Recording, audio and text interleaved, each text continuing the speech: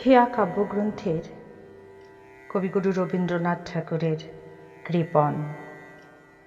আমি ভিক্ষা করে ফিরতেছিলেম গ্রামের পথে পথে, তুমি তখন চলেছিলে তোমার স্বর্ণরথে। অপূর্ব এক স্বপ্ন সম লাগতেছিল চক্ষে মম। কি বিচিত্র শোভা তোমার, কি বিচিত্র সাজ!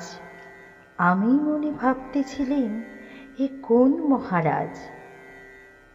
আজি শুভক্ষণে রাত পোহালো, ভেবেছিলেম তবে আজ আমারই দাঁড়ে দাঁড়ে ফিরতে নাহি হবে। বাহির হতে নাহি হতে কাহার দেখা পেলেম পথে। চলিতে রথ ধনধান্য ছড়াবি দুই ধারে, মুঠা মুঠা কুড়িয়ে নেব নেব ভারে ভারে।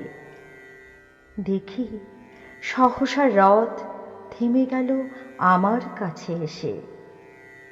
আমার মুখপানে চেয়ে নামলে তুমি হেসে। দেখে মুখের প্রসন্নতা জুড়িয়ে গেল সকল ব্যথা। হেনকালে কিসের লাগি তুমি অকস্মাৎ আমায় কিছু দাও গো বলে বাড়িয়ে দিলে হাত। মুড়ি এ কি কথা রাজাধিরাজ, আমায় দাও গো কিছু? শুনে ক্ষণকালের তরে রইনু মাথা নিচু। তোমার কি বা অভাব আছে ভিখারি ভিক্ষুকের কাছে? এ কেবল কৌতুকের বশে আমায় প্রবঞ্চনা।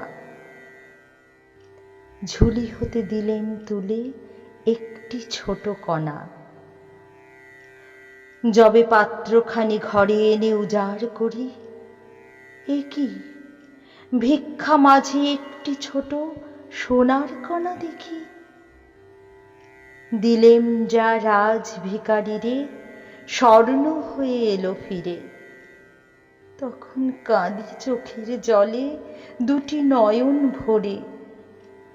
তোমায় কেন দিইনি আমার সকল শূন্য করে?